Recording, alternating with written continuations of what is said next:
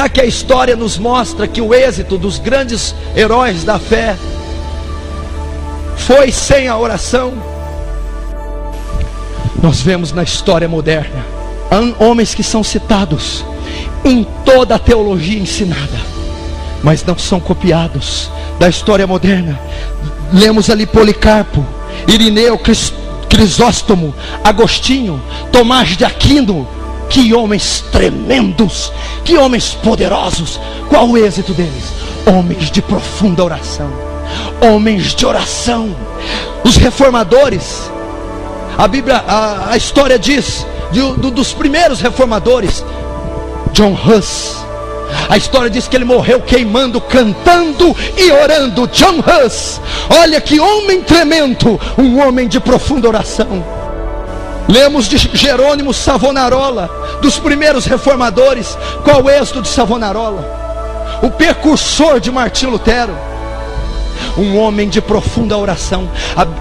A história diz que as orações de Savonarola eram tão impactantes, eram tão intensas, que toda a cidade, a nação onde ele estava, foi abalada pela oração de Savonarola.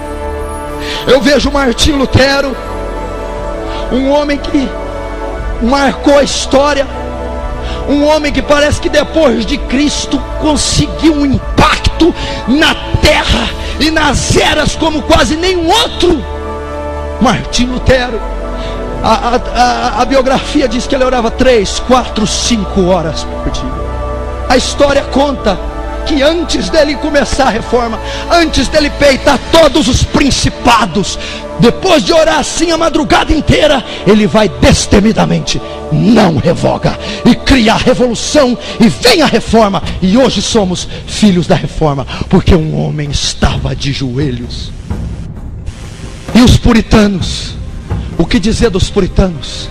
Tão falados e criticados, os radicais da fé. Joe Owen, Richard Baxter, não eram teólogos escriturísticos apenas, eram homens de montes e de vales. Jonathan Edwards, um dos maiores pregadores, um homem que dizem que a sua consagração e nível intelectual só perdera para o apóstolo Paulo, mais ninguém.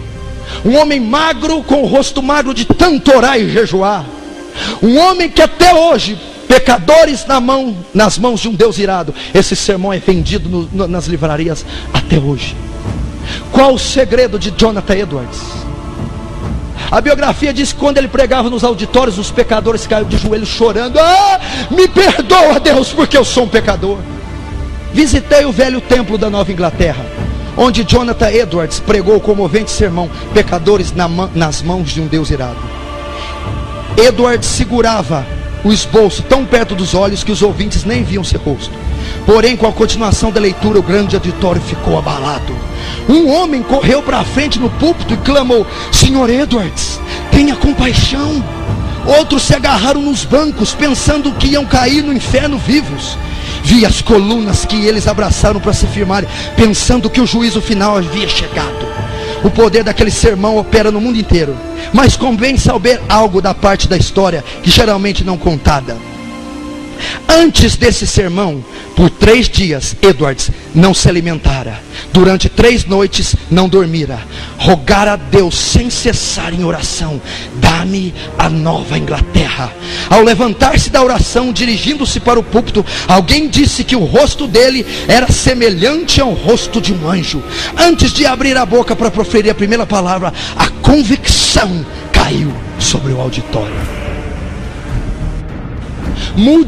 A biografia diz que tinha 130 quilos, orava e lia a Bíblia de joelhos. John Wesley, quem não fala de John Wesley? Hoje temos as igrejas wesleyanas que não tem nada de John Wesley. Olha a terminologia que usaram para John Wesley: o tição tirado do fogo. A biografia diz que um pastor normal prega em média 100 vezes por ano. John Wesley pregava 700 vezes por ano. Durante 54 anos John Wesley fez isso. Qual o segredo do tição tirado do fogo? É que o tição primeiro foi ao fogo em oração. Sabe qual é o segredo de Charles Finney? Hoje temos a teologia sistemática de Finney. A biografia diz que Finney gostava de se retirar aos bosques a orar. A biografia diz que quando ele se sentia seco, vazio. Sabe quando você está seco, vazio, rançoso, irado, ruim? Ele ia aos bosques e orava um dia, 2, 3, 4, até que o poder do alto descia e transbordava na vida de Charles Finney, porque o êxito daquele homem era a oração. E os missionários, Charles Studd, Guilherme Carey, John Wright, Livingstone. Qual o êxito da missão na África? Qual o êxito da missão na Índia de Carey, que fundou um instituto teológico e traduziu a Bíblia em vários dialetos hindus? Os missionários eram homens de oração. Hudson Taylor. Quem não conhece Hudson Taylor? O que fez as missões no interior da China. Um homem incomum, um homem fenomenal. Sabe o que a biografia fala de Hudson Taylor?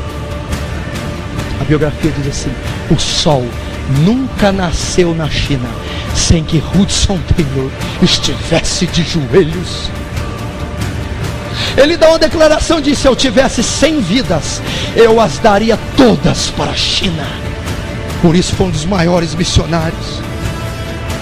David Brainerd, um missionário que pregou nos Estados Unidos para os peles vermelhas, os índios silvícolas, que eram canibais. Ele correu o risco de ser comido vivo pelos índios. Assim passei a tarde orando incessantemente, pedindo auxílio divino, para que eu não confiasse em mim mesmo. O que experimentei enquanto orava foi maravilhoso. Parecia-me que não havia nada de importância em mim, a não ser a santidade do coração e vida, e o anelo pela conversão dos pagãos a Deus. Desapareceram todos os cuidados, receios e anelos, todos juntos pareciam ser a menor importância que o sopro do vento. Anelava que Deus adquirisse para si um nome entre os pagãos, e lhe fiz o meu apelo com a maior ousadia, insistindo em que ele reconhecesse que eu o preferiria a minha maior alegria. De fato, não me importava onde ou como morava, nem a fadiga que tinha de suportar. Se pudesse ganhar uma para Cristo, continuei assim toda a tarde e toda a noite. Assim ganhei a tribo. George Miller, o grande missionário dos orfanatos. Quem não conhece George Miller? A história diz que, sabe o comentário que faziam de George Miller? Quando esse homem ora, o céu fica em silêncio. Quantos de nós poderíamos ter um título desse? Quando fulano ora, o céu para ouvir a oração. Algumas horas todos os dias eu oro, e ainda vivo no espírito de oração. Oro enquanto ando, oro enquanto deitado, e quando me levanto, estou constantemente recebendo respostas. Uma vez persuadido de que certa coisa é justa, continuo a orar até receber. Nunca deixo de orar. Milhares de almas têm sido salvas em respostas às minhas orações. Olha que tremendo que ele vai dizer: espero encontrar dezenas de milhares delas no céu. O grande ponto é nunca cansar de orar antes de receber a resposta. Tenho orado 52 anos diariamente por algumas pessoas, e creio que elas ainda se converterão. Quem não se lembra do Josué Erion? Ele é brasileiro, mora em Los Angeles, Califórnia. Que profeta aquele homem, que homem de marcas, que homem fantástico. A biografia dele diz que quando ele estava fazendo seminário de missões, ele se acordava de madrugada para ir orar no santuário de oração, onde não havia ninguém. Ele acordava todas as manhãs às 4 da manhã para ir orar e interceder pela restauração da igreja.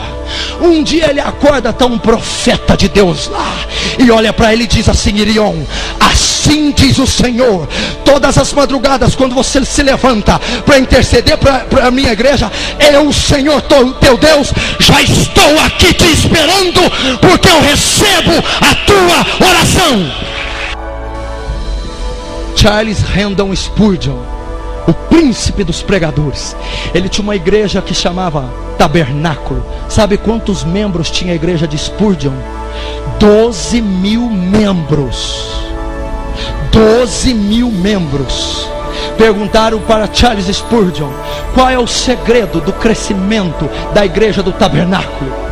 Charles Spurgeon responde: o segredo do crescimento é porque a igreja do Tabernáculo é uma igreja que ora, é uma igreja de oração. Na reunião da segunda-feira, toda a igreja comparece para clamar pela cidade, para orar uns pelos outros. Por isso é o crescimento. Você já imaginou uma reunião de oração com 12.000 pessoas orando?